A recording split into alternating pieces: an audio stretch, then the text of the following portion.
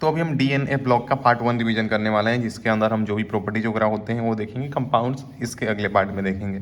सबसे पहले एक बार वो रिवीजन कर लोगे जो भी हमारे पास एलिमेंट्स वगैरह आते हैं। शक्ति वक्र 1 पिकोनिकोजन जो कि 3D सीरीज का है, 4th पीरियड से डी स्टार्ट होता है। N-1D के अंदर इलेक्ट्रॉन्स इसके अंदर फिल होते हैं। ट्रांजिशन एलिमेंट उनको बोलते हैं जिनके अंदर हमारे पास पार्शियली या इनकम्प्लीट डी सब मतलब डी सबसेल फिल होता है। N-1D वही उस अंदर वाला मान लेते हैं। अगर प्रिंसिपल क्वांटम नंबर n है तो N-1D के अंदर इलेक्ट्रॉन भरे जाते हैं।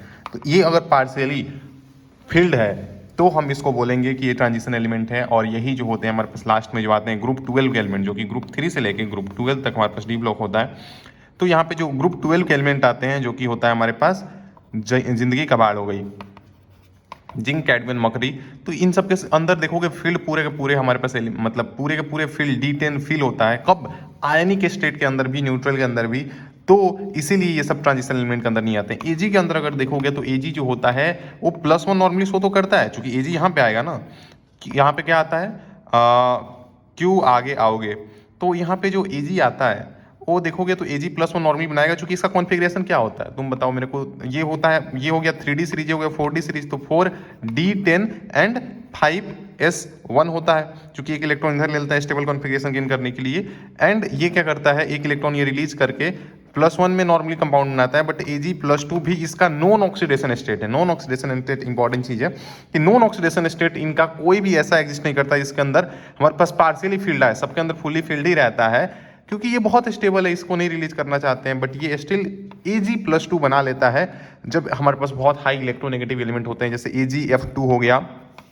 तो इसका ये भी नॉन ऑक्सीडेशन स्टेट है, इसलिए ये ट्रांजिशन एलिमेंट है। चूंकि ये D9 भी बना रहा है, पार्शियली फील्ड में आ रहा है, बट ये कभी पार्शियली फील्ड में नहीं आते हैं, चाहे आयनिक स्टेट में, मतलब चाहे आयन के स्टेट में या फिर न्यूट्रल स्टेट में भी। तो इसीलिए हम इनको ट्रांजिशन एलिमेंट काउंट नहीं करते हैं। इनको ट्रांजिशन इसलिए बोलते हैं बिकॉज इस ब्लॉक एंड पी ब्लॉक के बीच में इनका जो प्रॉपर्टी होता है ट्रांजिशन हो रहा है, नहीं, ये ओल्ड डेफिनेशन है। न्यू डेफिनेशन ये है कि पार्शियली फील्ड हमारे पास या तो न्यूट्रल या फिर आयनिक स्टेट में अगर है तो ट्रांजिशन है, नहीं है तो ट्रांजिशन एलिमेंट नहीं है। ये डी ब्लॉक के एलिमेंट्स तो हैं, ट्रांजिशन एलिमेंट नहीं है। ठीक है, समझ में आता है।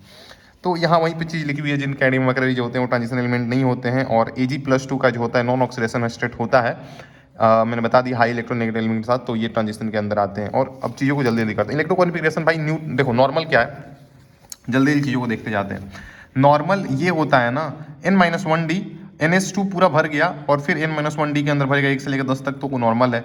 और हमारे पास एक्सेप्शनल कौन कौन से होते हैं, NS1 हो के इधर चला जाए, जो कि ये एक्सेप्शन हो सकता है। और NS0 होता है सिर्फ और सिर्फ हमारे पैलेडियम के अंदर। कहाँ आता है, ये हो गया हमारे पास, इधर होता है सबसे पहले हमारे पास जिंदगी कबाड़ हो गई, और क्यों आगे आओगे ये वाला हो गया। इसके पहले यहाँ पे जो ये आता है प्लेटिनम, ये जो होता है हमारे पास ये NH0 में के अंदर आता है ना।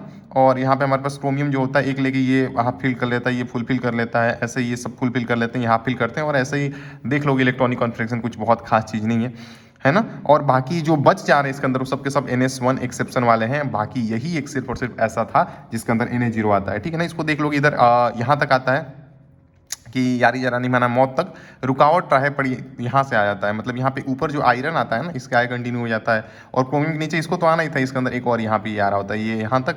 और इसके अंदर जो हो गया, ये तो इसलिए होते हैं चूंकि S1 है और यहाँ पे मतलब नीचे इन दोनों के पास रहता है। तो ये चीज़ बस काइंड ऑफ मैंने बता दिया, कुछ बहुत खास चीज़ नहीं है, छोटी सी चीज़ है। आगे बढ़ते हैं। देखो पूरे DNA ब्लॉक को हम टोटल इसके अंदर 4 से 5 बार रिवीजन करेंगे पूरा, तो देखते हैं। आगे हम बात करते हैं फिजिकल प्रॉपर्टी के बारे में। ये मेटल्स हैं, उतने अच्छे मेटल्स नहीं है जितने इस ब्लॉक वाले थे, बट मेटल्स हैं तो इनकी फिजिकल प्रॉपर्टी मेटल्स वाली होगी। क्या होगी मेटल्स वाली प्रॉपर्टी होगी ये कि इनका जो होगा हमारे पास high melting and boiling point होगा।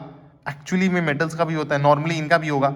इनका जो होगा डक्टिबिलिटी होगा, मेलेबिलिटी होगा, हाई थर्मल इलेक्ट्रिकल कंडक्टिविटी होगा, हाई टेंसाइल स्ट्रेंथ होगा, ये सारी चीज़ें होंगी। हार्ड होंगे, मेटल्स हार्ड होते हैं, तो हाई टेंसाइल स्ट्रेंथ है, हाई थर्मल इलेक्ट्रिकल कंडक्टिविटी है, डक्टिलिटी है, मेलेबिलिटी है। डक्टाइल वायर के अंदर कन्वर्ट करना, मेलेबिलिटी मतलब पीटने पर फैल जाना, हार्ड होते हैं, लो वोल्टाइल होते हैं, high melting and boiling point होती है। बट क्यों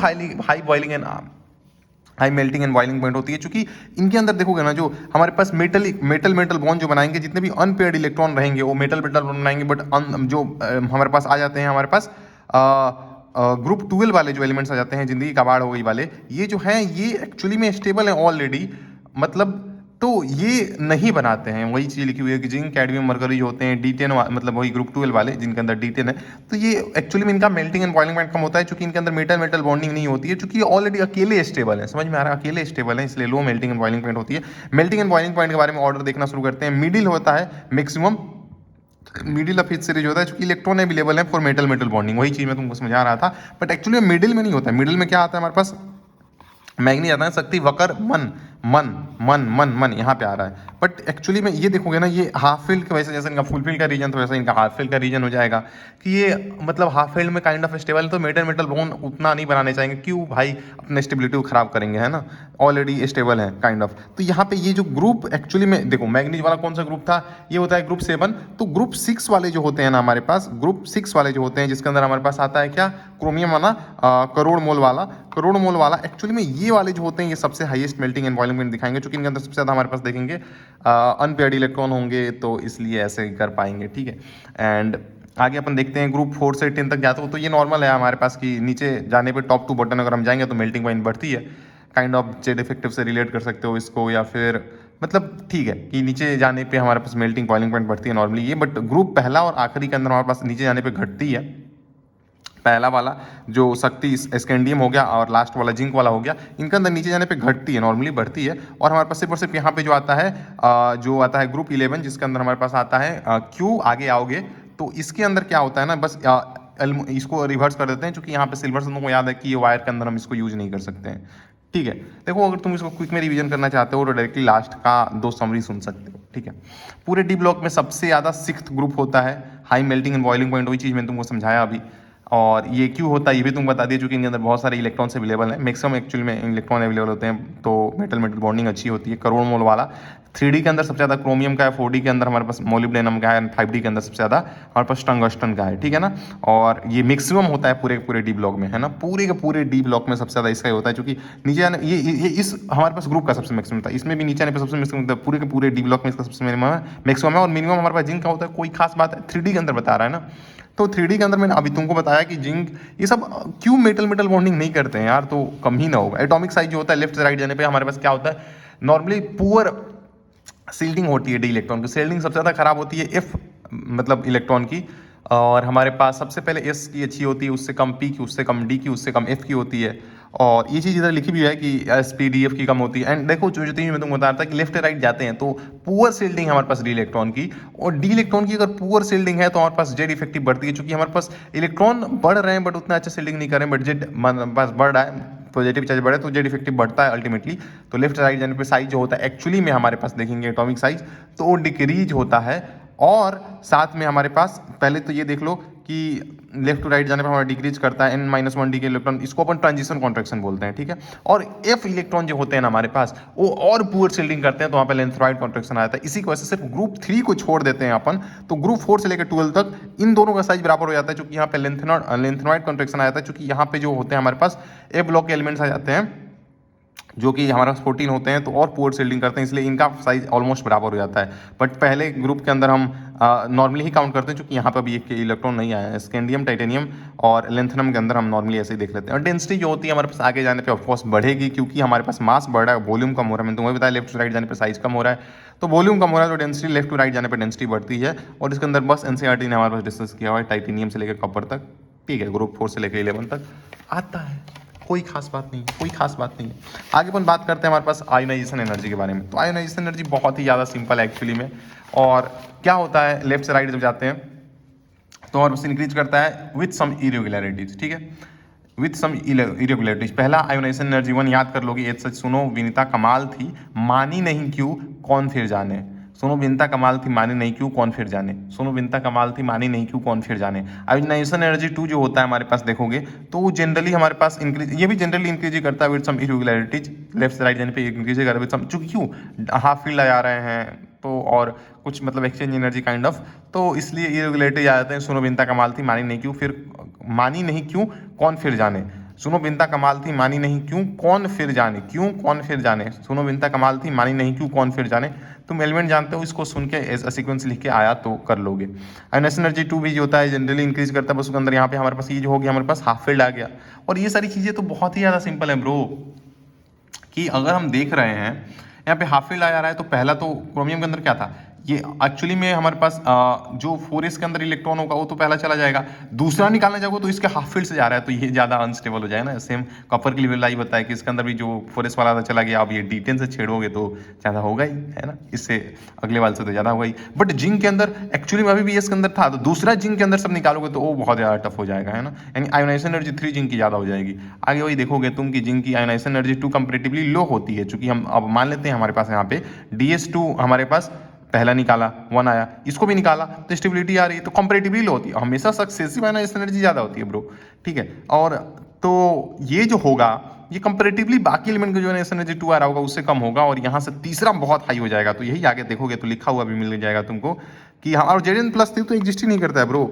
और हमारे पास टाइटेनियम जो होता है सर, टाइटेनियम +2 एग्जिस्ट नहीं करता है, टाइटेनियम +3 ही एग्जिस्ट करता है, क्योंकि टाइटेनियम जो होगा वो देख भी लोगे आराम से कि टाइटेनियम कहाँ पे आता है, उसके अंदर 4s2 इलेक्ट्रॉन थे और D के अंदर 1 था, तो तीनों इलेक्ट्रॉन छोड़ के ये एग्जिस्ट करता है। और ये जो दोनों एलिमेंट्स होते हैं ना, एक्चुअली में इनका देखोगे तो ओनली सबसे मतलब कम जो मतलब वेरिएबल ऑक्सीडेशन स्टेट नहीं शो करते हो, कौन कौन से एलिमेंट है, तो तुम बोलोगे टाइटेनियम और जिंक। बट बोलेंगे हम क्वेश्चन के अंदर अगर कौन सा ऐसा एलिमेंट है जो वेरिएबल ऑक्सीडेंट कौन सा ऐसा ट्रांजिशन एलिमेंट है जो वेरिएबल ऑक्सीडेशन शो नहीं करता है, ऑप्शन में ये दोनों हैं, और ये मतलब बहुत A and B भी है, तो ये चीज करोगे चूंकि यही सिर्फ ट्रांजिशन एलिमेंट है।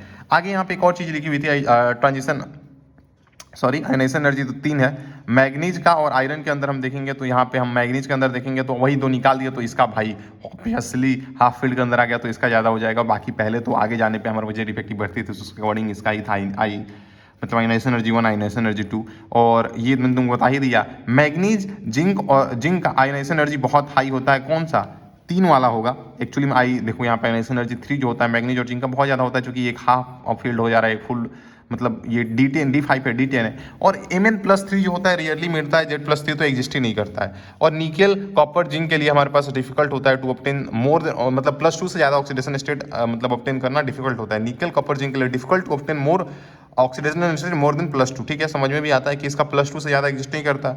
और एक्चुअली में निकल के बाद कॉपर आता है, तो इन दोनों का भी ध्यान रख लो, कॉपर के अंदर भी ऐसा ही ध्यान देना। कॉपर तो एक्चुअली में होता है जो Cu+2, चूंकि एक ही रिलीज करेगा ना, Cu+3 एग्जिस्ट ही नहीं करता है, Zn+3 एग्जिस्ट ही नहीं करता है। एक्चुअली में एक निकाल दिया तो D10 पे आ गया, बट एक्वस स्टेट के अंदर हमारे पास एक्चुअली में ये क्या करता है, मतलब कॉपर जो होता है एग्जिस्ट करता है +2 के अंदर सिर्फ और सिर्फ हमारे पास एक्वस मीडियम के अंदर, ये चीज़ मैं तुमको समझा रहा था। और निकल जो होता है हमारे पास वो मतलब +2 से देखो +3 +4 इसके लिए स्टेबल होते हैं, सबसे ज़्यादा इसका +2 ही होता है। और यहाँ से हम आते हैं वेरिएबल ऑक्सीडेशन स्टेट।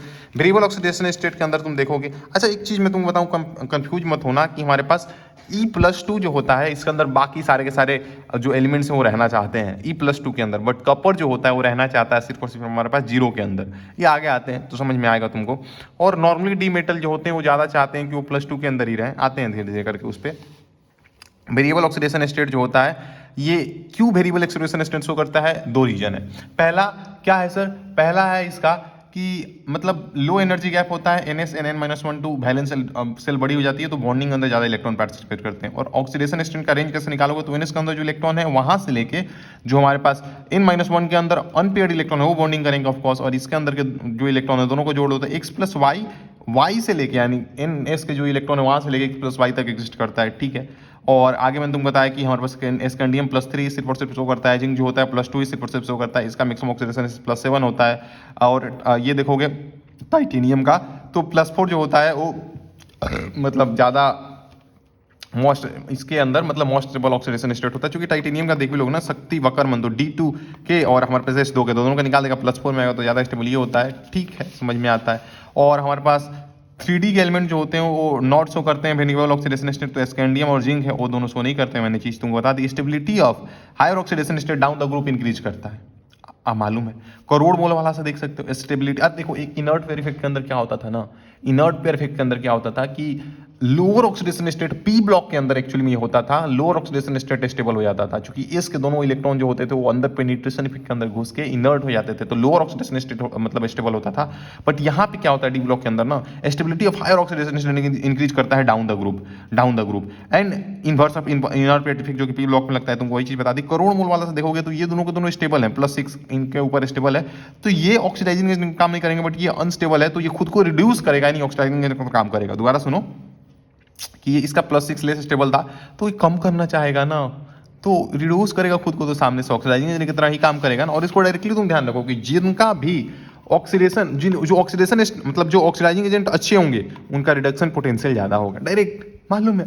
और इनका फिर ऑक्सीडेशन पोटेंशियल कम होगा। और इसको रिलेट करके भी समझ सकते हो कि अगर रिडक्शन पोटेंशियल इनका खुद को रिड्यूस ज़्यादा करना चाहते हैं तो तभी तो सामने से इलेक्ट्रॉन छीन के खुद को रिड्यूस करेंगे ना। और इनका जिनका और रिडक्शन पोटेंशियल ज़्यादा उनका ऑक्सीडेशन पोटेंशियल कम होगा, ऑब्वियस सी बात है। वो तो मैग्नीट्यूड बस निगेटिव रहता है, मैग्नीट्यूड से निगेटिव रहता है, आता है ना, आता है। एलॉय के अंदर देखो, एलॉय जो होता है ना बनाते हैं प्रैक्टिकली, हम इनको यूज करते हैं।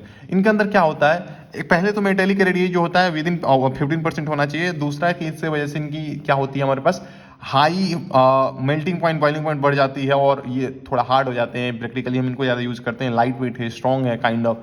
तो ब्रास हो गया इसके अंदर, इसको याद रख सकते हो। यहाँ पे एक लिखा भी हुआ है मैंने, काइंड ऑफ काजल 60-40% कॉपर का होता है। और काजल में ही निकल यहाँ पे आ जाता है। जर्मन सिल्वर में सिल्वर नहीं होता है। ब्रोंज के अंदर हमारे पास क्या होता है, इसको कांस्य पदक से याद रखोगे, कांस्य मतलब कांस्य पदक। ब्रोंज मेडल होता है ना, कांस्य पदक उसको हिंदी में बोलते हैं। तो कांस्य से कॉपर एंड टिन होता है इसके अंदर। ये 1:2:1 के अंदर होते हैं, 60-40% होता है। और ब्रोंज मेडल से याद रखोगे। ब्रोंज मेडल कहाँ होता है, कांस्य पदक, कांस्य पदक। और सर मैं बोलूंगा ब्रास, तो ब्रास सर काजल से, तो काजल से कैसे, का एंड जल 60-40 देख के मिल जाएगा काजल। और बीच में जो हमारे पास एक सिल्वर वाला आता था, जर्मन सिल्वर, वो एक्चुअली में क्या होता है 1:2। तो ये इसी के अंदर बस निकल जोड़ देना था हमको, 1:2:1 से हो जाता है। और ये हार्ड होते हैं, हाई मेल्टिंग बॉइलिंग पॉइंट होता है। मैंने तुमको बता दिया। इंटरस्टिशियल कंपाउंड देखो क्या होता है। इंटरस्टिशियल कंपाउंड बीच में जो वाइड होते हैं उसके अंदर जो नॉन मेटल होते हैं, छोटे छोटे ट्रैप हो जाते हैं। इनकी जो होती है एक्चुअली में क्या हो जाती है, ये इसकी वजह से भी इनकी हाई मेल्टिंग बॉइलिंग पॉइंट हो जाती है। ये नॉन स्टोमेट्रिक जुड़ेंगे चूंकि यहाँ पे वाइड है। और आगे की चीज ये है कि यार एक बात बताओ, ये ना कोवेलेंट बॉन्ड बना रहे हैं ना आयनिक बना रहे हैं, बट कुछ केमिकल इंट्रेक्शन कर रहे हैं। तो ये केमिकली उसको थोड़ा सा इनर्ट कर देते हैं, केमिकली इनर्ट कर देते हैं उसको। और ये स्टेबिलिटी वगैरह उसको तो देते ही ऑब्वियसली। और यही सारी चीजें, कंडक्टेंस सेम रहेगा क्योंकि फ्री इलेक्ट्रॉन इसके अंदर सेम रहेंगे, ठीक है ना। तो देखते हैं स्मॉल साइज के नॉन मेटल जो होते हैं, कार्बन, हाइड्रोजन, ब्रोन, नाइट्रोजन, ये सब जो होते हैं ट्रैप हो जाते हैं वहाँ पे। एक्चुअली में जो वाइड होता है उसके अंदर ट्रैप हो जाते हैं, वाइड जो होता है उसके अंदर ट्रैप हो जाते हैं। नॉन स्टोमेटिकली जुड़ते हैं। कोई ऑफकोर्स ऐसा थोड़ी 5 मोल से रिएक्शन थोड़ी कर रहा है, फंस रहे हैं, तो नॉन स्टोमेटिकली जुड़ेंगे।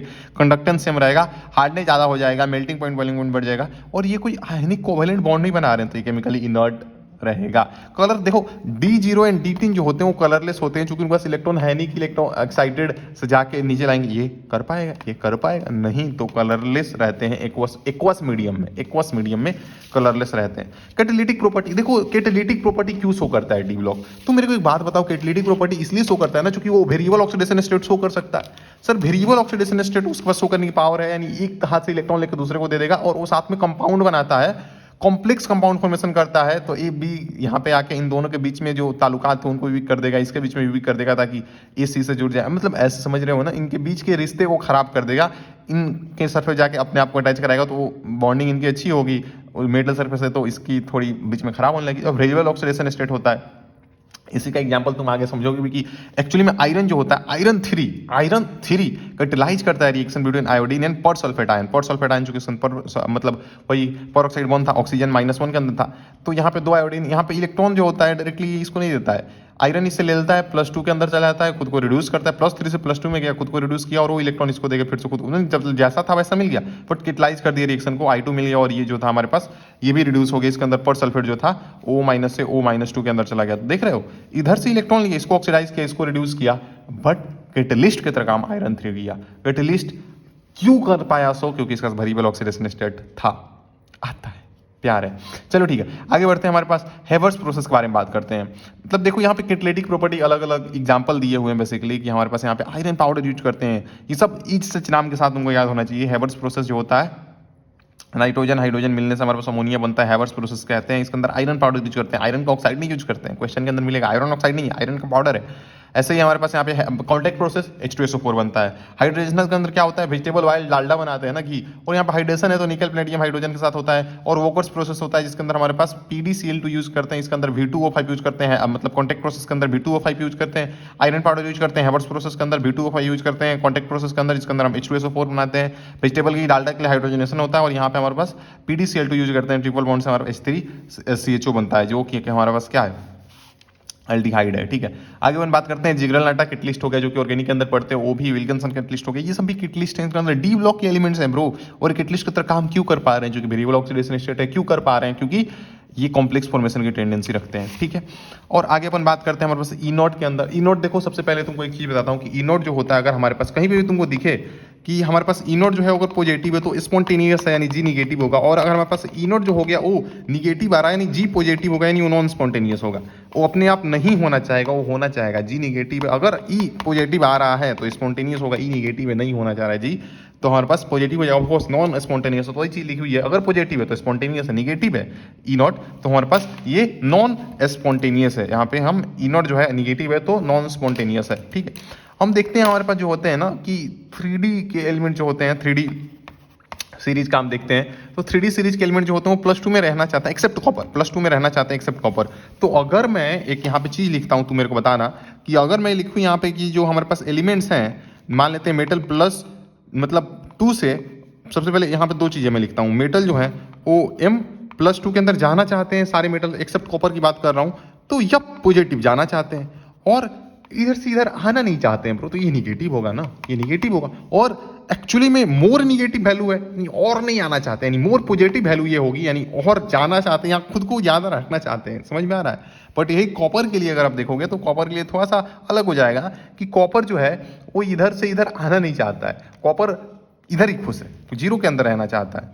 +2 क्यों इसका रीजन बताओ, चूंकि उसके अंदर D10 पहला इलेक्ट्रॉन निकाल दिया, D10 पे आपने कॉपर पे छोड़ दिया, दूसरा खींच रहे हो यहाँ से, Ie2 बहुत ज़्यादा हो जा रहा है भाई, Ie2 बहुत हाई हो जा रहा है यहाँ पे। एक्चुअली में क्या मैं कहना चाह रहा हूँ, सिंपल तरीके से समझो कि देखो, सबसे पहले यहाँ से देखो जो चीज़ मैंने बताई तुमको कि नॉर्मली मेटल +2 से M जो है वो निगेटिव है for complete 3D series except copper सबके लिए निगेटिव है, चूंकि ये इधर से इधर नहीं आना चाहते, यहीं रहना चाहते हैं, तो निगेटिव है, ठीक है 3D सीरीज। और ये भी आगे जाने पे लेस निगेटिव होती है, कॉपर तक जाते हैं तो पॉजिटिव हो जाती है। यानी पहले के जो थे वो ज़्यादा प्लस, मतलब जो शुरू वाले एलिमेंट्स थे ना वो खुद को ज़्यादा मतलब रखना चाहते थे, किधर वो खुद को रखना चाहते थे ज़्यादा +2 में, आगे जाने पे थोड़ा कम रखना चाहते हैं। क्यों? चूंकि हमारे पास 1 Ie2 हमारे पास बढ़ने लगता है आगे जाने पे, तो निकालना मुश्किल हो जाने लगता है, तो इसीलिए हमारे पास धीरे धीरे बढ़ने लगता है आगे जाके, तो फिर भी निगेटिव ही रहता है। सिर्फ कॉपर के लिए पॉजिटिव होता है, बट इधर ज़्यादा निगेटिव होता है, ये चीज़ भी आपको मालूम है, आता है, ठीक है। तो वही चीज़ मैंने बोली कि हमारे पास मेटल जो है उनका ये निगेटिव हो चुकी है, उधर रहना चाहते हैं, एक्सेप्ट कॉपर, चूंकि कॉपर के अंदर ये पॉजिटिव होता है, यानी वो इधर से इधर जाना चाहता है, वो कॉपर जो है अपने आप को प्लस के अंदर डालना चाहता है, ठीक है। कॉपर 0 के अंदर रहना चाहता है, बाकी मेटल जो होते हैं +2 के अंदर रहना चाहते हैं। मैंने बोला कॉपर क्यों खुद को पॉजिटिव रखना चाहता है, तो यहाँ पे एक चीज़ समझो कि कॉपर जो होता है उसके एटमोजाइजेशन एंथैल्पी जो होता है सॉलिड से गैसियस फेज में जाना अलग कर दिया उसको, ताकि हम उसके आयोनाइजेशन एनर्जी निकाल पाएंगे, आयोनाइजेशन एंथैल्पी निकाल पाएंगे, आयोनाइजेशन कर पाएंगे।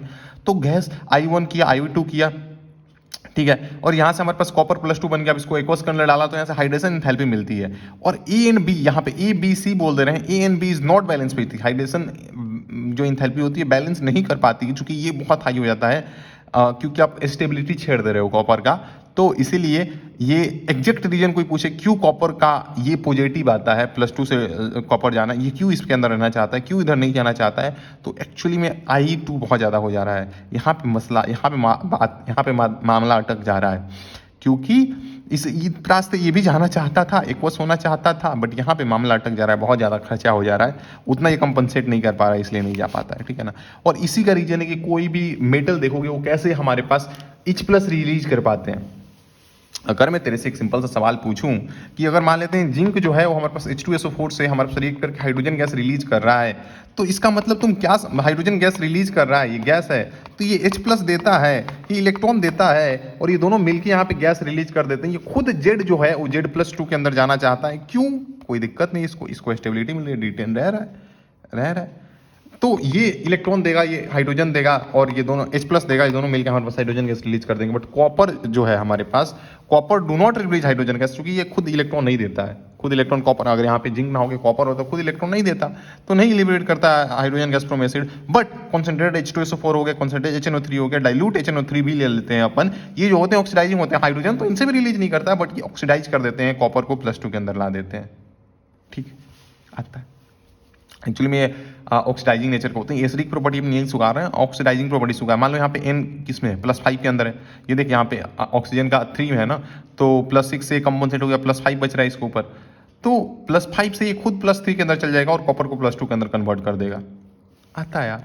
और ये जो हो गया हमारे पास, देखो अच्छा ये बताओ मेरे को कहाँ से कहाँ जाते हैं अपन, तो आगे जाते हैं ना, क्रोमियम से आगे मैग्नी जाता है ना, शक्ति वक्र मन, ये D5 वाला है, D5 वाला है। ग्रुप 6 इसका होता है, ग्रुप 7 मतलब शुरू में 2 ग्रुप आ गए ना तो 5 2 7 हो जाता है। एनीवे छोड़ो उसको, तुम मालूम है D5 वाला है, तो D5 में से अगर 3 निकाल दोगे तो शुरू के 2 निकाल दिए 4s वाले और एक और निकाल दिया इसके अंदर से, तो D4 के अंदर दोनों थे, ये +3 के अंदर, अच्छा 2 के अंदर रहेगा तो D4 रहेगा इसके अंदर, ये सही बात है कि शुरू के 2 निकाल देगा तो इसके अंदर हमारे पास शुरू के 2 एक इसके अंदर सिर्फ और सिर्फ हमारे पास इसका कॉन्फ़िगरेशन तो क्या था Cr+4 का, एक्चुअली में इसके अंदर D5 और 4s1 था ना, तो एक यहाँ से एक निकाल दिया तो D4 के अंदर अभी दोनों के अंदर आ गए हैं। बट ये जो होता है हमारे पास T2G द्वारा स्टेबलाइज जाता है हाफ फील्ड, क्योंकि यहाँ पे H2O जो होता है हमारे पास लिगेंड की तरह काम करता है, तो इसकी स्प्लिटिंग हो जाती है एंड ये ऐसे हो जाता है टी एक उसके अंदर स्टेबलाइज हो जाता है। बट ये जो होता है हमारे नॉर्मली कैसा था, D5 की तरह था, D5 की तरह था ना नॉर्मली, तो नॉर्मली ये D5 के अंदर था तो D5 के अंदर ही जाना चाहेगा। तो मतलब याद रखने का तरीका ये, तो ये D5 के अंदर चला जाता है, एक इलेक्ट्रॉन खाएगा, D5 बन जाएगा, हाफ फील्ड स्टेबलाइज हो गया, और ये इलेक्ट्रॉन एक रिलीज कर देगा, ये एक जो होता है एक इलेक्ट्रॉन हटा देगा, एक 4 से 3 के अंदर आ जाएगा ताकि ये भी स्टेबलाइज हो जाए। तो ये इसने क्या किया, एक इलेक्ट्रॉन खाया, एक इलेक्ट्रॉन लिया, खुद को रिड्यूस किया, यानी ऑक्सीडाइजिंग एजेंट की तरह काम किया हाफ फील्ड होने के लिए, और इसने एक इलेक्ट्रॉन दिया, सामने वाले को रिड्यूस किया, खुद ऑक्सीडाइजिंग एजेंट काम किया, सॉरी खुद ऑक्सीडाइज हुआ, सामने रिड्यूसिंग एजेंट खुद इलेक्ट्रॉन दे रहा है ना, दिया सामने वाले को रिड्यूस किया, रिड्यूसिंग का काम किया, खुद ऑक्सीडाइज हुआ ना, खुद ऑक्सीडाइज हुआ। सिंपल सी बात है ब्रो। यहाँ पे देखो ये खुद को क्या कर रहा है, ऑक्सीडाइज कर रहा है, कैसे कर रहा है, एक इलेक्ट्रॉन खा रहा है, खुद को रिड्यूस कर रहा है ये ऑक्सीडाइजिंग का काम कर रहा है, सामने वाले के हिसाब से देखते हैं ना एजेंट वगैरह ऑफ कोर्स। तो ये इलेक्ट्रॉन एक खाया खुद अगर, तो खुद को रिड्यूस कर रहा है, सामने वाला को ऑक्सीडाइज करेगा, और ये एक इलेक्ट्रॉन एक दे रहा है, सामने वाले को रिड्यूस कर रहा है, तो रिड्यूसिंग एजेंट और खुद को ऑक्सीडाइज कर रहा है। तो ये D3 के अंदर आके, मतलब ये जो होता है यहाँ पे ये तुमको ध्यान देना है कि ये रिड्यूसिंग एजेंट होता है, ये ऑक्सीडाइजिंग एजेंट होता है, कोई खास बात नहीं है, ठीक। लेफ्ट सुपराइज जाते हैं हमारे पास, ये एक चिप कर लेता है हाफ फील्ड कॉन्फिगरेशन T2G और स्टेबल होता है एक्वस मीडियम के अंदर, इसलिए लेफ्ट से राइट जाते हैं 3D सीरीज के अंदर, तो वैल्यू ऑफ ये जो होता है लेस नेगेटिव होने जाता है, कॉपर तक जाता है तो पॉजिटिव हो गया, क्यू इसका रीजन होता है I1 + I2 जो होता है इंक्रीज हो जाता है। चीज़ मैंने तुमको अभी पहले ही बता दी थी ना, पहले ही बता दी थी, ऑब्वियस सी बात है यार, ये तो ऑब्वियस सी बात है, ऑब्वियस सी बात है।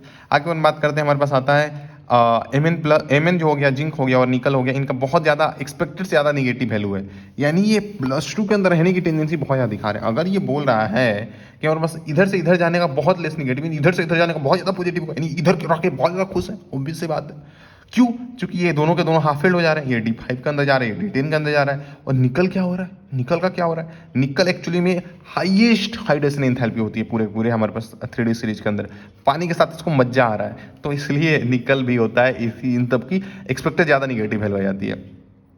इनोट अगर देखोगे आयरन का, तो इधर ज़्यादा स्टेबल होता है, और एक्चुअली में इसके अंदर देखोगे तो ये स्टेबल कॉन्फ़िगरेशन था, इसलिए कंपैरेटिवली लो आता है, थोड़ा लेस नेगेटिव है। तो इसके अंदर देखोगे, इसके अंदर क्या, तो ठीक है नॉर्मल समझ में आता है कि नॉर्मली इधर ही रहने जाते हैं एलिमेंट वगैरह +2 के अंदर, तो ठीक है, मतलब 3D सीरीज के +2 के अंदर रहना चाहते हैं। बट इधर एक्चुअली में क्या होता है ना, ये यहाँ पे ये गैप थोड़ा ज़्यादा आता है, बट ये हाफ फील्ड मतलब T2G हाफ फील्ड स्टेबल होने के लिए ये मतलब होता है, इसलिए इनकी चाह थोड़ी थोड़ी मन हो जाता है इसका इधर आने का, इसलिए देखोगे ये लेस नेगेटिव होता है, थोड़ा सा मन हो गया इसका इधर आने का, थोड़ा सा कोई पुश दे दे तो चला आएगा डूब करके। आ जाओ दोबारा पूरा रिविजन करते हैं, ठीक, समझ में आता है, समझ में आता है। आ जाओ देखो चीज़ों को बहुत क्विक में देखेंगे एंड बहुत सिंपल है सब कुछ, देखते हैं। आ जाओ सबसे पहले देखो ट्रांजिशन एलिमेंट किसको बोलते हैं। सबसे पहले 3D सीरीज तुमको मालूम है, 4D सीरीज, 3D सीरीज यानी n-1 होता है कम तो एक ज़्यादा होगा, 4p हो गया, 4th पीरियड हो गया, 5th पीरियड हो गया, 6th पीरियड, 5th पीरियड के अंदर 4D सीरीज होता है,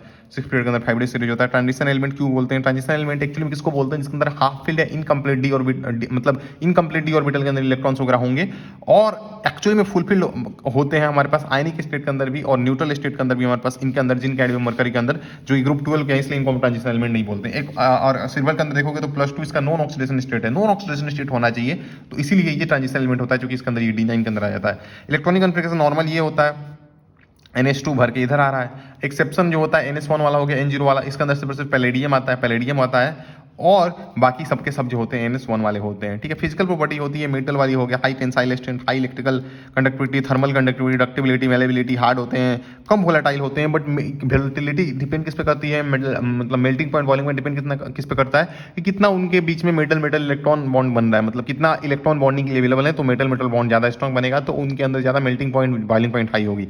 तो एक्चुअली में ये फुलफिल कॉन्फिडेंशियल बॉन्डों से ये ज़्यादा बॉन्डिंग बनाते नहीं है, आपस में ही मतलब अकेले ही खुश है, तो ये आपस में उतने बॉन्ड वगैरह बनाते नहीं है, तो इनका मेल्टिंग पॉइंट बॉइलिंग पॉइंट कम होता है। मेल्टिंग पॉइंट बॉइलिंग पॉइंट जो होता है मैक्सिमम मिडिल में होता है एक्चुअली में। अब तुम जानते हो कि D4 वाले पे होता है ज़्यादा, क्योंकि T5 वाला भी काइंड ऑफ स्टेबल है तो कम बॉन्ड बनाएगा, D4 वाले में मैक्सिमम होता है, तो उस पीरियड का सबसे ज़्यादा हो जाता है। ग्रुप 4 नॉर्मल होता है कि टॉप टू बॉटम जाते हैं तो मेल्टिंग पॉइंट बढ़ता है। ग्रुप पहला और आखिरी के अंदर नीचे जाने पर घटता है। ग्रुप 11 के अंदर सिर्फ और सिर्फ यहाँ पे एक्सचेंज कर देते हैं, और एक्सचेंज का भी याद रखने का तरीका ये है कि यहाँ पे सिल्वर जो होता है वो हम वायर के अंदर नहीं यूज करते हैं, क्योंकि जल्दी ही मेल्ट हो जाएगा।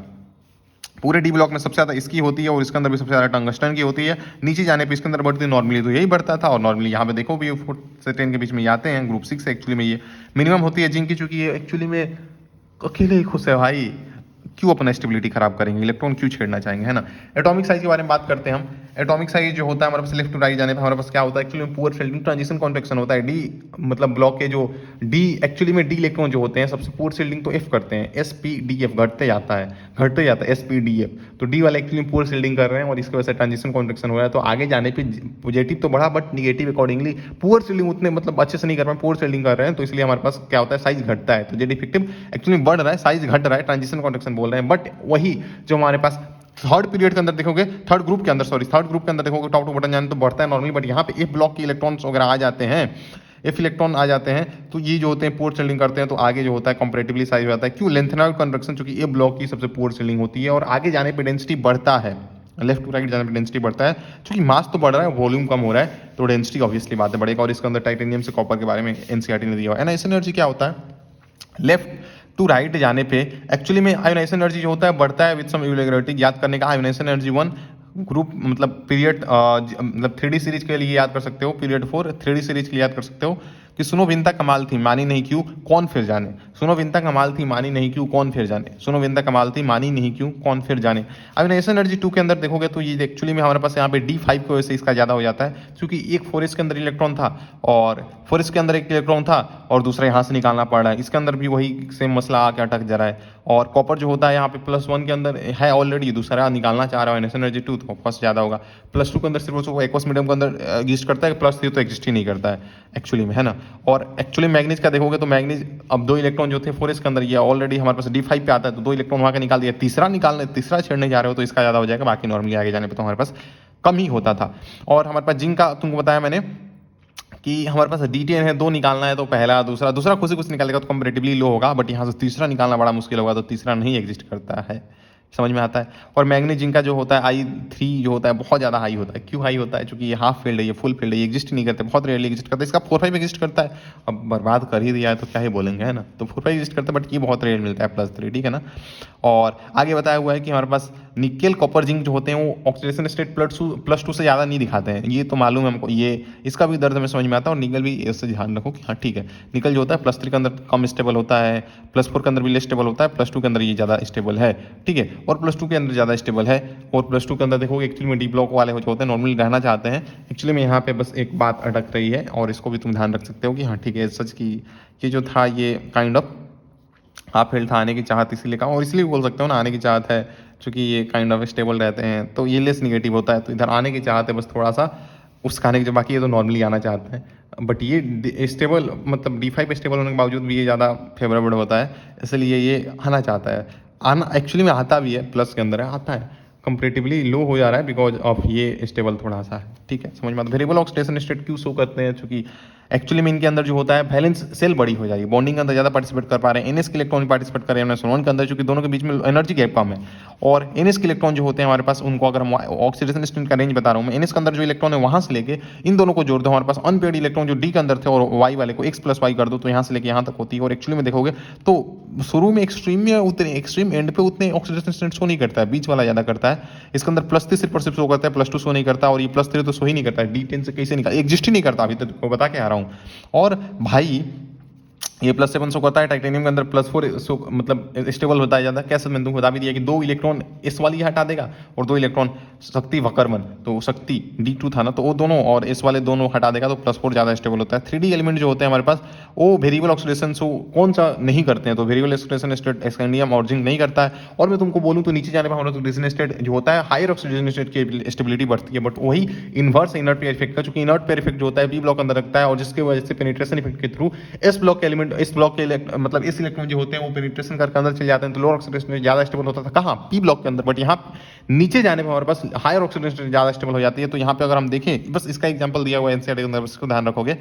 स्टेबिलिटी जो होता है higher oxidation down the group जाने पर हमारे पास इंक्रीज करता है inverse of inert pair effect, जो कि पी ब्लॉक के अंदर रहता है। जैसे करोड़ मोल वाला से याद रख सकते हो, ग्रुप 6 वाला जो था करोड़ मोल वाले से याद रख सकते हो, जिसके अंदर +6 देखो इन दोनों का स्टेबल है काइंड ऑफ।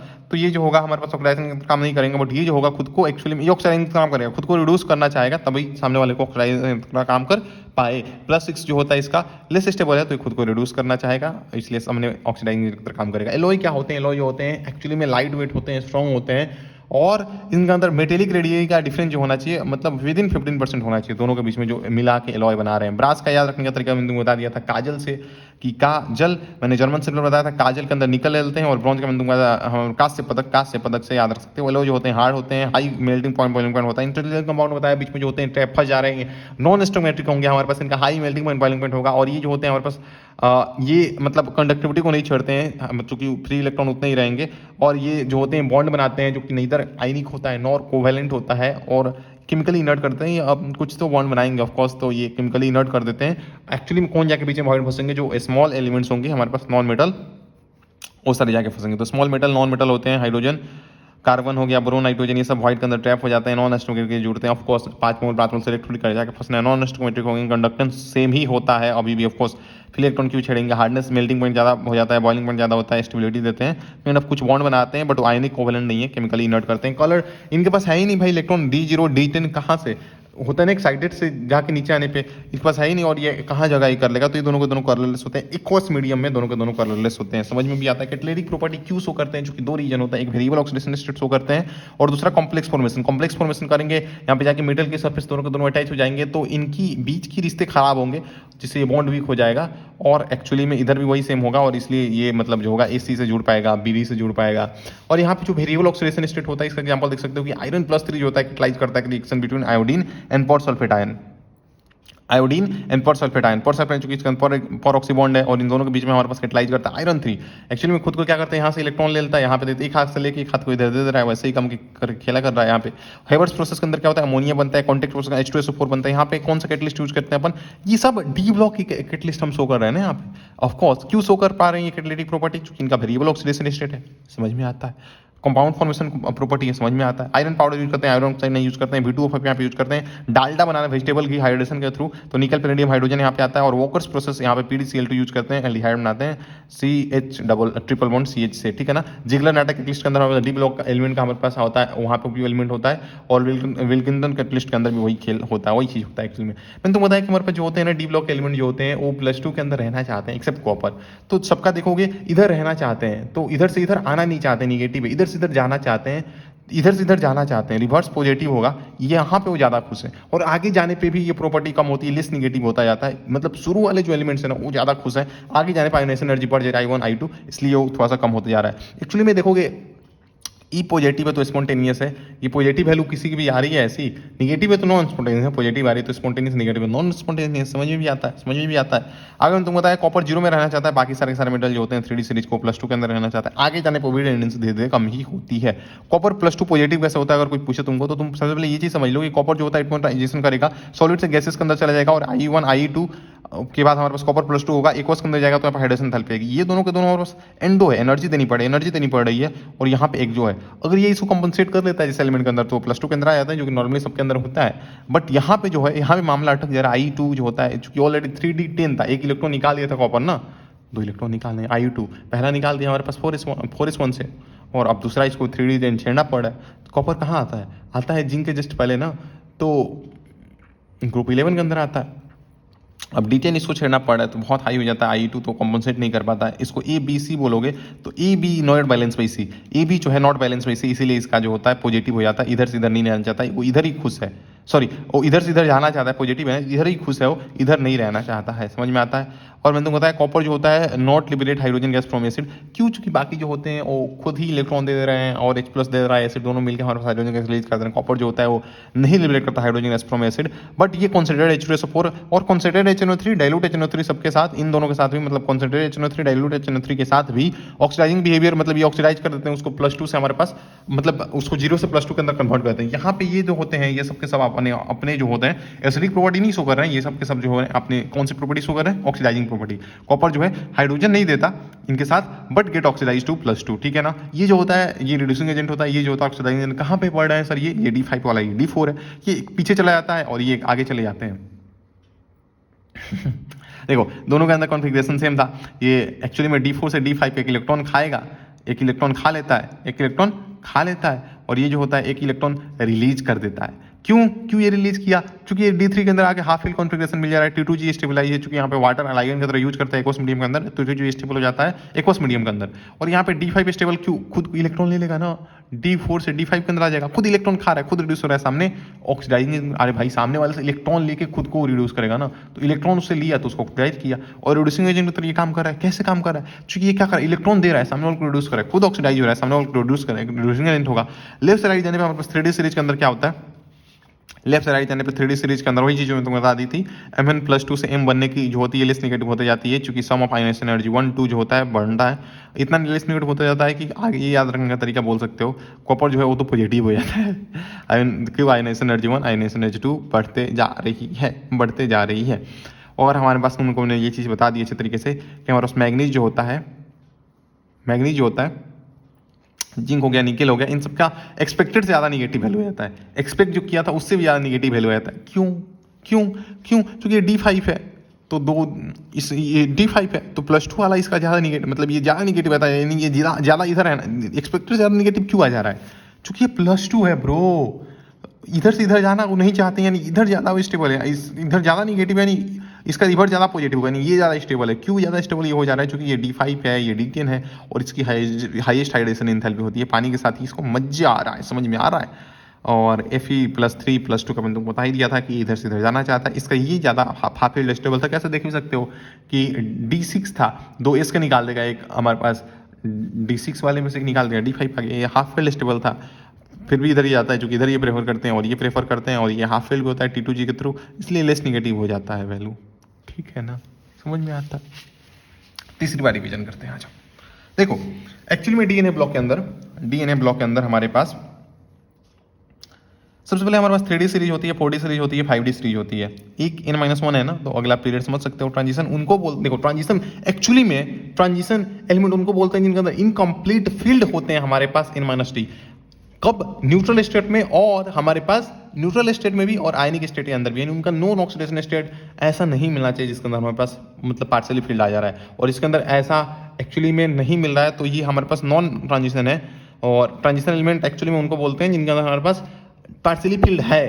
कब? नॉन ऑक्सीडेशन स्टेट उनका पार्शियली फील्ड होना चाहिए, या फिर आयनिक या न्यूट्रल, वही चीज का न्यूट्रल है, आयनिक स्टेट Ag+2 जो हो रहा है नॉन ऑक्सीडेशन स्टेट है, ट्रांजिशन एलिमेंट हो जाएगा। क्योंकि D9 इसके अंदर मिल जाएगा, इलेक्ट्रॉन कंट्रीब्यूशन देख सकते हो, ये नॉर्मल है। NH2 अगर यहाँ पे है, इसको भर के इधर आ रहा है तो ये नॉर्मल है, और इसके अंदर एक्सेप्शन के अंदर NH0 वाला सिर्फ पैलेडियम आता है, NS1 जो हो गए, बाकी सब बचे हुए एक्सेप्शन आ जाते हैं। हमारे पास बात की हमने फिजिकल प्रॉपर्टी के बारे में, तो हाई फिजिकल प्रॉपर्टी बहुत ज़्यादा सिंपल है, मेटल वाले सारे प्रॉपर्टी होते हैं, हाई टेंसाइल स्ट्रेंथ होता है, हाई थर्मल और इलेक्ट्रिकल कंडक्टिविटी हो जाएगा, डक्टिबिलिटी ज़्यादा होगा, मेलेबिलिटी ज़्यादा होगा, हार्ड होंगे, लो वोलेटाइल, क्योंकि मेटल कहाँ ज़्यादा वोलेटाइल होते हैं bro, low melting point boiling point होगा। और इनका अंदर हम देखते कैसे हैं सर, और उस मेल्टिंग पॉइंट बॉइलिंग पॉइंट कितना, क्योंकि एटम के बीच में कितने इलेक्ट्रॉन फ्रीली अवेलेबल है फॉर बॉन्डिंग, है ना। जो पेयरिंग नहीं किए हों, अगर D6 है D7 है, तो उनके अंदर पेयरिंग कितने अवेलेबल हैं फॉर पेयरिंग नहीं, फॉर बॉन्डिंग, तो उतने ज़्यादा होगा ना। तो एक्चुअली में देखोगे हमारे पास लास्ट में जो आता है ग्रुप 12 के एलिमेंट अकेले स्टेबल है, क्यों अपना इलेक्ट्रॉन छेड़ना चाहेंगे, बॉन्डिंग में देना चाहेंगे, D10 ऑलरेडी स्टेबल है, तो इनका जो होता है हमारे पास मेल्टिंग पॉइंट बॉइलिंग पॉइंट कम हो जाता है, क्योंकि इनके अंदर वीक मेटल के बीच में बॉन्ड होता है, तो मेल्टिंग पॉइंट बॉइलिंग पॉइंट ज़्यादा मतलब कम हो जाएगा, मेल्टिंग पॉइंट बॉइलिंग में जल्दी उड़ जाएगा, क्योंकि इनके बीच में अच्छा बॉन्ड नहीं है, क्योंकि अकेले ये खुश है, स्टेबल है अकेले। मेल्टिंग पॉइंट बॉइलिंग पॉइंट की बात करते हैं, हमारे पास मैक्सिमम होता है मिडिल में एक्चुअली मिडिल भी मत बोलो, D4 वाले पे ज़्यादा होता है, D5 वाला काइंड ऑफ बीच में हाफ फील्ड है, स्टेबल है, तो भी उतना बॉन्डिंग नहीं बनाना चाहेंगे, तो काइंड ऑफ बोल सकते हो ऑलमोस्ट मिडिल में D4 में जो होता है वो स्टेबल होता है, क्योंकि इलेक्ट्रॉन ज़्यादा अवेलेबल वहाँ पे फॉर मेटल मेटल बॉन्डिंग के लिए। एक्चुअली में नॉर्मल यहाँ पे होता है टॉप टू बॉटम जाने पे हमारे पास मेल्टिंग पॉइंट बढ़नी चाहिए, बढ़ती है, मेल्टिंग पॉइंट नीचे जाने में बढ़नी चाहिए, बढ़ती है, बट पहला और आखिरी के अंदर हमारे पास रिवर्स काम करता है, मेल्टिंग पॉइंट घटता है। और ग्रुप 11 के अंदर हमारे पास यहाँ पे बस इससे याद रख सकते हो कि हमारे पास सिल्वर से कि नॉट यूज इन वायर, क्योंकि इसका मेल्टिंग पॉइंट सबसे कम हो जाता है, तो ग्रुप 11 का एक अलग से याद रखोगे। पूरे डी ब्लॉक में सबसे ज़्यादा ग्रुप 6 का होता है, क्योंकि ज़्यादा यहाँ पे मेटल के इलेक्ट्रॉन अवेलेबल है फॉर बॉन्डिंग, करोड़ मोल वाला।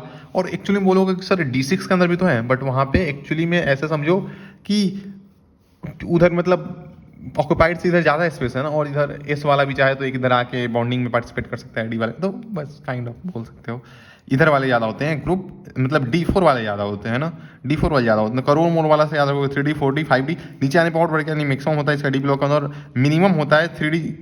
भाई जिंक कहाँ करता है ब्रो, जिंक जो है अकेले खुश है, तो इसका मिनिमम ही होगा हमारे पास 3D सीरीज के अंदर मेल्टिंग पॉइंट वाली point. Atomic size left side जाने पर हमारे पास घटता है, क्यों? चूंकि हमारे पास डी इलेक्ट्रॉन आ रहे हैं जो कि हमारे पास पोर से लिंक करते हैं, इसको अपन ट्रांजिशन कॉन्ट्रैक्शन बोलेंगे, इसलिए हमारे पास आगे जाने पे पॉजिटिव ज़्यादा बड़ा इलेक्ट्रॉन अच्छे से लिंक नहीं किए तो हमारे पास साइज कम होगा, जेड इफेक्टिव बढ़ेगा। ठीक है, ठीक है सर। आगे हम देखेंगे हमारे पास टॉप टू बॉटम अगर हम जाते हैं तो सिर्फ इसके अंदर बढ़ता है, यहाँ पे हमारे पास एफ इलेक्ट्रॉन आ जाते हैं और पुअर सेलिंग करते हैं। पुअर सेलिंग ऑर्डर ये होता है SPDF, एफ वाला और पुअर सेलिंग करते हैं, तो यहाँ पे जो होता है हमारे पास लेंथवाइड कॉन्ट्रैक्शन लग जाता है, जिसकी वजह से इनकी साइज जो होती है आगे 4 से लेकर 12 तक सिमिलर हो जाती है। और पहले के अंदर स्कैंडियम टाइटेनियम से लेंथनम नीचे आने में बढ़ती है, चूंकि यहाँ पे अभी हमारे पास एफ इलेक्ट्रॉन नहीं आया, यहाँ पे इलेक्ट्रॉन आ जाते हैं। और आगे जाने पर डेंसिटी बढ़ेगी, चूंकि हमारे पास मास बढ़ रहा है, वॉल्यूम कम हो रहा है, मास बढ़ रहा है, वॉल्यूम कम हो रहा है, आगे जाने भाई वॉल्यूम तो कम हो रहा है, मास बढ़ रहा है, तो हमारी डेंसिटी आगे जाने बढ़ेगी। और ये टाइटेनियम से लेके हमारे पास कॉपर तक दिया हुआ है, ग्रुप 4 से लेकर ग्रुप 11 तक दिया हुआ है, कोई खास बात नहीं है।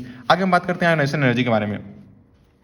आयोनाइजेशन एनर्जी सर देखो हमारे पास लेफ्ट से राइट जाने में बढ़ती है, क्यों? नॉर्मली देखोगे तो बढ़ेगी आयोनाइजेशन एनर्जी का जेड इफेक्ट बढ़ा है, बट विद सम रेगुलेटरी, क्योंकि हमारे पास हाफ फील्ड वगैरह पे आ जाते हैं। और इसके अंदर आयोनाइजेशन एनर्जी पहले याद रखोगे कि सुनो बिनता कमाल थी मानी नहीं क्यों कौन फिर जाने, सुनो बिनता कमाल थी मानी नहीं क्यों कौन फिर जाने, सुनो बिनता कमाल थी मानी नहीं क्यों कौन फिर जाने। ठीक है ना।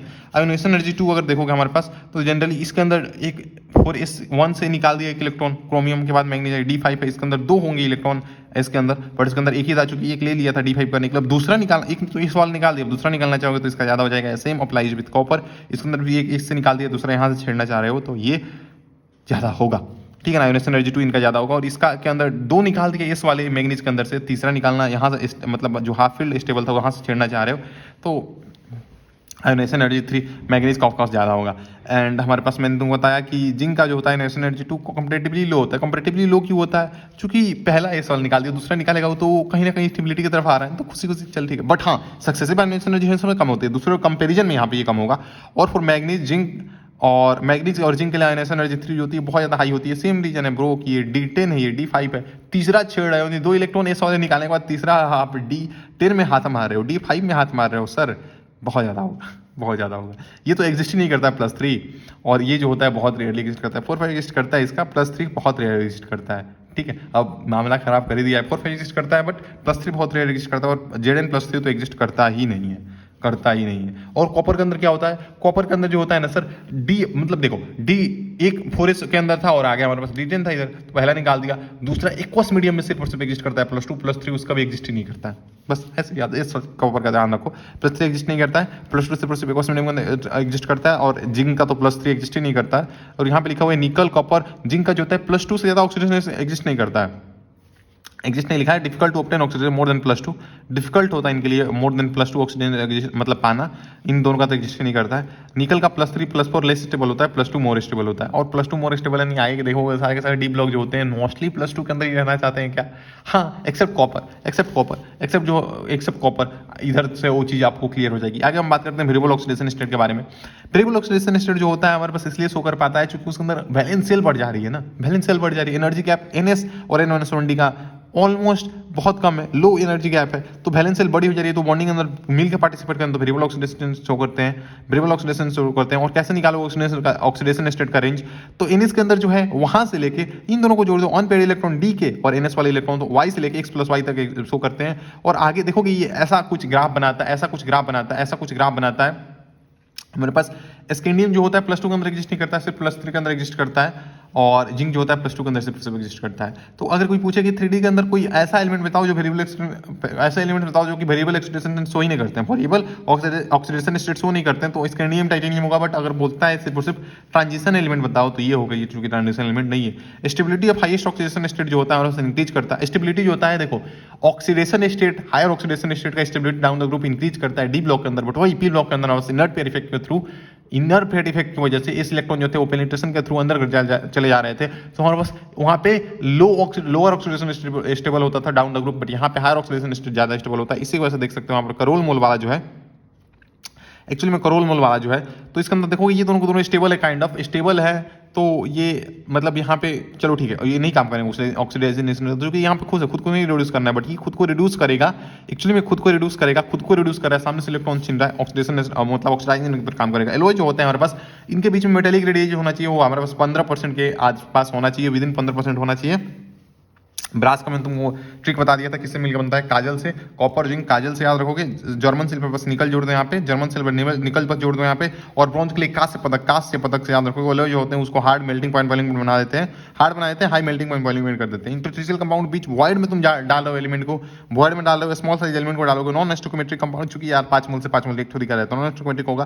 कंडक्टेंस उनका सेम होगा, कंडक्टेंस चूंकि फ्री इलेक्ट्रॉन जितने उतने रहेंगे, हार्डनेस बढ़ा देंगे, मेल्टिंग पॉइंट बढ़ा देंगे, और ये जो होते हैं जाके कुछ ना कुछ बॉन्ड बनाते हैं जो कि हमारे पास उनको केमिकली इनर्ट कर देता है। वो बॉन्ड ना ही आयनिक होता है ना ही कोवेलेंट होता है, बट केमिकली इनर्ट कर देता है। कुछ ना कुछ बॉन्ड तो बनाएंगे ऑफ कोर्स, वॉइस के अंदर ट्रैप करके हार्डनेस बढ़ा रहे हैं, मेल्टिंग पॉइंट बढ़ा रहे हैं, तो कुछ ना कुछ बॉन्ड बनाते हैं, केमिकली इनर्ट करते हैं उसको। कॉलर जो होता है हमारा D0 D10 एक्वस स्टेट के अंदर, एक्वस मीडियम के अंदर नहीं शो करते हैं। D0 D10 जो होते हैं हमारे पास कलरलेस होते हैं, कलर नहीं शो करते हैं। क्यों नहीं शो करते हैं ब्रो?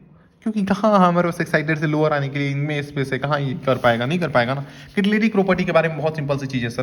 किटलेटिक प्रॉपर्टी जो होता है ब्रो, किटलेटिक प्रॉपर्टी जो होता है वो इसलिए शो कर पाते हैं डी ब्लॉक एलिमेंट, क्योंकि उनको दो बातें हैं। पहला वेरिएबल ऑक्सीडेशन शो कर पा रहे हैं, दूसरी बात ये कॉम्प्लेक्स कंपाउंड फॉर्मेशन कर पाते हैं, कॉम्प्लेक्स फॉर्मेशन कर पाते हैं। तो इन दोनों के बीच में आगे चिपक जाएंगे तो इन दोनों के रिश्ते खराब करेंगे, इन दोनों के रिश्ते खराब करेंगे, तो एक्चुअली में क्या होगा, एसी से जुड़ पाएगा। अब पहले इनका मतलब एनर्जी ज्यादा था, वो आया इन दोनों के बीच में, इनका बीच के रिश्ते खराब कर दिया, आपस में इनकी बॉन्डिंग बनवा के मेटल के साथ इनकी, तो ये अब रिश्ता खराब हो गया, तो ये भी अलग हो जाएंगे और चीज से जुड़ना आसान होगा। और वेरिएबल ऑक्सीडेशन शो करते हैं, यानी यहाँ पे आयरन का एग्जांपल देख सकते हो। आयरन 3 जो होता है एक्चुअली में कैटलाइज करता है reaction between iodine and persulphonate ion. Iron 3 actually में आयरन 3 जो होता है इसे इलेक्ट्रॉन एक हाथ से लेके इसको दे देता है, और यहाँ पे देखोगे हैबर्स प्रोसेस के अंदर अमोनिया, यहाँ पे आयरन पाउडर यूज करते हैं, कॉन्टैक्ट प्रोसेस के अंदर H2SO4 बनाते हैं, V2O5 यूज करते हैं, और डालडा दो का हाइड्रोजन डालडा घी के अंदर वही हाइड्रोजन वाला प्रोसेस है, निकल प्लेटिनम हाइड्रोजन के थ्रू। वोकर्स प्रोसेस के थ्रू PDCl यूज करते हैं, अल्डिहाइड बनाते हैं CH111CS। जिगलर कैटलिस्ट के अंदर भी डी ब्लॉक एलिमेंट होता है, और हमारे पास विल्किंसन कैटलिस्ट के अंदर भी यही होता है। कोई खास बात नहीं। E0 के अंदर देखोगे तो अगर E0 पॉजिटिव है तो हमारे पास क्या है, स्पॉन्टेनियस, अगर निगेटिव है तो नॉन स्पॉन्टेनियस। और मेटल जो होते हैं हमारे पास इसके अंदर मैंने तुमको बता दिया, कॉपर सिर्फ 0 में रहना चाहता है, बाकी सबके सब जो होते हैं +2 के अंदर रहना चाहते हैं। तो +2 के अंदर रहना चाहते हैं, इधर नहीं आना चाहते हैं, नॉन स्पॉन्टेनियस निगेटिव है, ठीक है ना। बट एक्सेप्ट कॉपर जो कॉपर जो है उसके लिए पॉजिटिव हो जाएगा, क्योंकि वो इधर आना चाहता है, ये इधर आना चाहता है, ठीक है। कॉपर के लिए देखोगे तो इसके लिए एटमोजाइजेशन एंथैल्पी ये एंडोथर्मिक होती है, फिर I1 I2 जो होता है वो भी एंडोथर्मिक होता है, फिर हाइड्रेशन हम करेंगे प्लस। देखो पहले उसको क्या करो, गैसीय सॉलिड से गैसीय सिस्टम बनाओ, फिर उसको अंदर हम +2, ऑफ कोर्स भाई गैसीय सिस्टम के अंदर ये तो आयनाइजेशन डिफाइंड होता है, तो वहां +2। अब एक और के अंदर आएंगे हाइड्रेशन। हाइड्रेशन क्या होता है कि कीटायन मुझे पानी के मोलेक्युल घेरे तो उसको हाइड्रेशन बोलते हैं। तो यहाँ पे हाइड्रेशन जो हो रहा है हमारे पास मतलब कॉपर +2 का जो हाइड्रेशन यहाँ पे हो रहा है, यहाँ पे देखोगे +2 के अंदर जो आ रहा है, यहाँ से ये एक्सोथर्मिक है, दोनों के दोनों एंडोथर्मिक है, A B C बोल दिया। तो A एंड B जो है, A and B is not balance by C, इसीलिए जो होता है यहाँ पे एक्चुअली मामला अटक रहा है I2 के पास, क्योंकि कॉपर के अंदर में तुमको बताया था कि हमारे पास D के अंदर रोटेन है, बट 4s1 क्योंकि वहां से एक इलेक्ट्रॉन खींचा था तो एक निकाल दिया, दूसरा तुम जो निकालना जा रहे हो स्टेबिलिटी को छेड़ रहे हो तुम, बहुत हाई हो जाता है, उसको ये कंपनसेट नहीं कर पाता, इसीलिए ये कॉपर +2 के अंदर नहीं जाता है। ये खुश कहाँ रहता है सर, खुश कहाँ रहता है? खुश एक्चुअली में ये सब एक्वस फेज के लिए आई गेस डिफाइंड है, तो ये खुश किधर रहता है? वो खुश रहता है एक्वस फेज के अंदर, ये आई गेस डिफाइंड है सबके लिए। ये खुश एक्चुअली में रहता है हमारे पास सॉलिड के अंदर, उधर नहीं जाना चाहता है। A एंड B जो होते हैं वो नहीं बैलेंस सी के थ्रू। कॉपर जो होता है वो लिबरेट नहीं करता है हाइड्रोजन गैस, चूंकि हमारे पास हाइड्रोजन गैस कैसे लिबरेट होगा, एसिड जो होगा H+ दे देगा, मेटल जो थे वो इलेक्ट्रॉन दे देंगे, और दोनों मिलकर हमारे पास रिलीज कर देंगे, ठीक है। बट एक्चुअली में यहाँ पे क्या सीन है ना कि कॉपर देना ही नहीं चाहता है, बट इसको कॉन्सेंट्रेटेड H2SO4 हो गया, कॉन्सेंट्रेटेड HNO3 हो गया, और डाइल्यूट HNO3 हो गया। ये सब क्या करते हैं ब्रो, ऑक्सीडाइज कर देंगे, एसिडिक बिहेवियर नहीं शो करेंगे, ऑक्सीडाइजिंग बिहेवियर शो करेंगे, ऑक्सीडाइज कर देंगे। और अगर ये ऑक्सीडाइज कर देंगे तो क्या होगा एक्चुअली में, कॉपर जो होगा वो +2 के अंदर, हाइड्रोजन तो अभी भी नहीं देगा, हाइड्रोजन तो अभी भी नहीं देगा, बट ऑक्सीडाइज हो जाएगा +2 के अंदर। ये देखो यहाँ पे इसके बाद क्या आता है, D4 D5 है ना, D4 D5 है, तो D5 के अंदर जाना चाहेगा और एक इलेक्ट्रॉन कम कर लेगा। ये खुद क्या कर रहा है, कम कर रहा है, यानी इलेक्ट्रॉन दे रहा है, सामने वाले को रिड्यूस कर रहा है, रिड्यूसिंग एजेंट काम करेगा, खुद को ऑक्सीडाइज किया, सामने वाले को रिड्यूस कर रिड्यूसिंग काम करेगा। और Mn+2 जो Mn+3 जो होता है एक्चुअली में एक इलेक्ट्रॉन खा लेला है, ताकि D5 के अंदर, D4 में था, दोनों D4 में थे, ये D5 के अंदर हाफ फील्ड, चूंकि याद रखना तो नॉर्मली D5 के अंदर ही आना चाहेगा, ऑब्वियस सी बात है। तो D5 के अंदर आ जाता है, हाफ फील्ड के अंदर आ गया, D5 के अंदर आ गया, हाफ फील्ड के अंदर आ गया। और ये इधर खुश है, ये एक्वस मीडियम वाटर लाइगेंड के अंदर काम करता है, T2G हाफ फील्ड स्टेबल होता है, हाफ फील्ड T2G स्टेबल होता है, तो ये इधर खुश है, ठीक है, समझ में आता है। तो एक्चुअली में ये जो होगा क्या करेगा, इलेक्ट्रॉन एक्चुअली में खा रहा है, सामने से खींच रहा होगा, सामने से ऑक्सीडाइज कर रहा होगा, ऑक्सीडाइजिंग काम करता है, खुद को रिड्यूस के सामने ऑक्सीडाइजिंग ऑफकोर्स काम करेगा। लेफ्ट से राइट जाने पे 3D सीरीज के अंदर देखोगे Mn, देखो पहले वाले जो होते हैं वो +2 ज़्यादा स्टेबल, आगे जाने पे आयोनाइजेशन एनर्जी बढ़ने लगती है तो कम होने लगते हैं, कॉपर तो जाता है तो पॉजिटिव भी हो गई ऑलमोस्ट, मतलब ये याद रखने के लिए समझ सकते हो। तो लेफ्ट से राइट जाने पे 3D सीरीज के अंदर वैल्यू जो होता है Mn+ से Mn जाने का बिकम लेस नेगेटिव होने लगता है, कॉपर तक जाने तक तो पॉजिटिव। क्यों चूंकि ionisation energy 1 ionisation energy 2 actually में जोड़ने पर आगे जाने बढ़ी, क्यों, चूंकि जेड इफेक्ट बढ़ा है, नॉर्मली कह सकते हो, मालूम है। और याद रखने तो मालूम, कॉपर तक जाता है तो पॉजिटिव भी हो गई। और हमने ये चीज़ तो मालूम ही है कि हमारे पास Mn जिंक, और ये देखो एक्सपेक्टेड से ज़्यादा निगेटिव है इनकी वैल्यू, Mn+2 से जाने वाली, यानी ये इधर जाना ही नहीं चाहते, यानी ये इधर खुश है, इनका ऑपोजिट करोगे तो ये ज़्यादा पॉजिटिव हो जाएगा, यानी वो एक्चुअली +2 के अंदर ज़्यादा खुश है। ये इसका रीजन है कि 2 निकालने के बाद इसको D5 मिल रहा है, तो निकालने के बाद इसके बाद D10 मिल रहा है, और इसकी रीजन है कि हाईएस्ट हाइड्रेशन इंथैल्पी है ब्रो, निकल के हाईएस्ट हाइड्रेशन इंथैल्पी, पानी के साथ इसको मजा आ रहा है। और यहाँ पे हम देखा ये हाफ फील्ड होने के बावजूद, D5 होने के बावजूद भी इधर आता है, क्योंकि नॉर्मली D ब्लॉक वाले इधर ही आना चाहते हैं, और हमारे पास नॉर्मली इधर आना चाहते हैं, और ये जो होता है T2 स्टेबलाइज होता है। बट फिर भी इसकी थोड़ा सा ध्यान रख सकते हो कि +3 वाला जो है चाहत है, कम चाहत है, मतलब थोड़ा सा चाहत मन बन रहा है इसका आने का। और ये जो होता है तो खुद ही आना चाहेगा, इसके अंदर Fe+2 ज़्यादा स्टेबल होता है, इधर सीधा आ जाता है। कंपैरेटिवली देखोगे मतलब पॉजिटिव है, कंपैरेटिवली लो इसलिए हो जा रहा है क्योंकि यहाँ पे ये वाला स्टेबल था, तो इधर आने का मन है, थोड़ा सा मन कम किया ये स्टेबिलिटी देके। चलो ठीक है, यहीं पे होता है पार्ट 1 रिविजन। अब पार्ट 2 के अंदर इसका बचाव कंपाउंड देख लेंगे। बाय बाय, सब कुछ क्लियर है।